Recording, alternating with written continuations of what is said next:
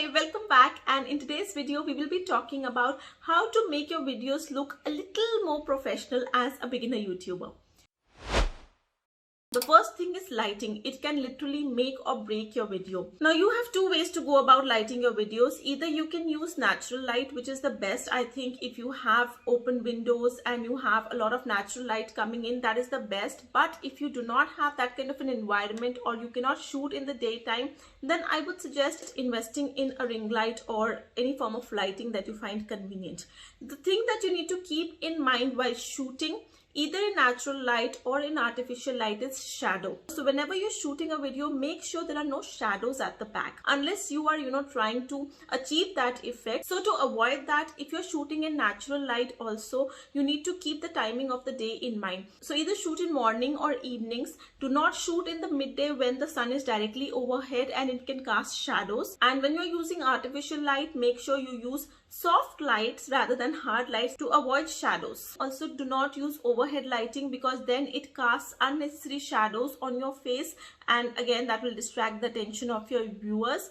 And yes, if you're trying to achieve that kind of an effect, it is fine. Otherwise, keep in mind whenever you're using a lighting, make sure that there are no distracting shadows in the back, because that is the one thing that can actually tell a beginner YouTuber apart from a seasoned YouTuber. The one thing to keep in mind is that you do not have windows at the back when you're shooting. If there's a window at the back and there's light coming from the window, it will make your subject look darker and the whole video will get a dull appearance. Also, if there are glass windows, your camera and your gear will get reflected in those windows, and again it will cause distraction. So the one thing that you need to achieve is good lighting without getting shadows. The next part is background.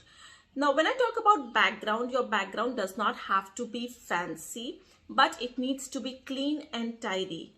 Nothing looks more unprofessional than an untidy background. So if you're just starting out and you do not want to invest in a setup, the ideal background is always a plain solid background. It could be a plain wall of your room. If you're shooting at your home or office and you do not want to have a plain background, make sure that the background is clean and there is not much going around in the background, because then that distracts the viewer and it kind of gives an unprofessional look to the video. So always have a clean, tidy background. And some people prefer to blur the background, and I think it is an excellent technique to keep the focus on you while maintaining the aesthetics of your video.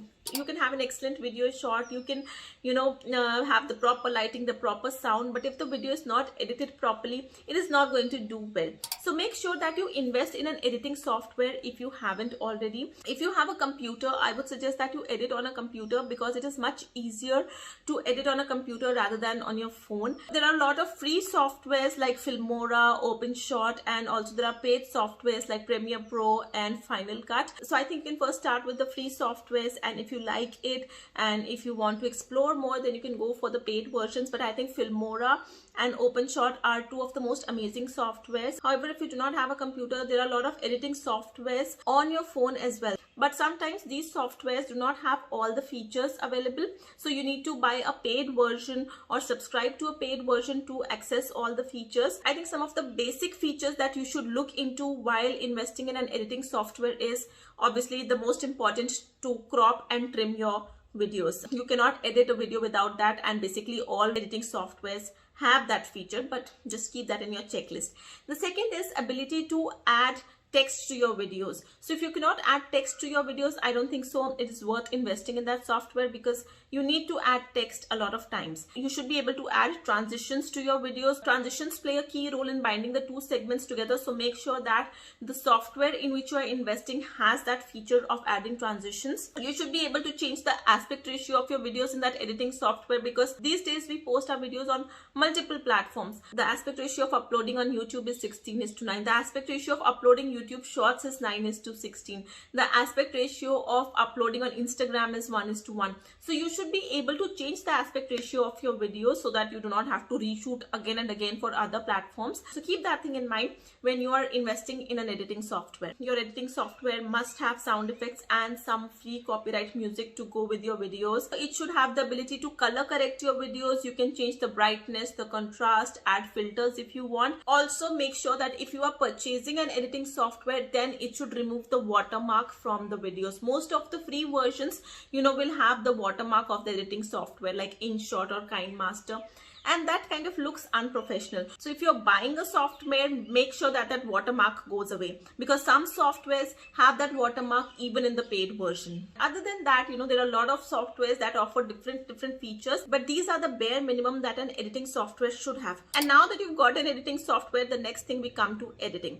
Now keep your editing as clean as possible. I know it is a lot of fun to try and experiment new filters, new colors, new effects, but don't go overboard with them. So if you're using transitions, don't use transitions like every 2 seconds. In fact, I used to use a lot of transitions in my videos, and now I have completely done away with them.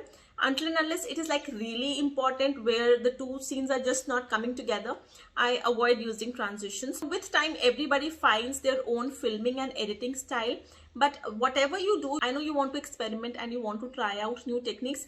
You can do it in your raw footage. Also, if you're using it in your final footage, just don't go overboard with it. Keep it simple, and it gives a very professional look to your video. And while you're editing your video, cut out on all the awkward pauses like this one.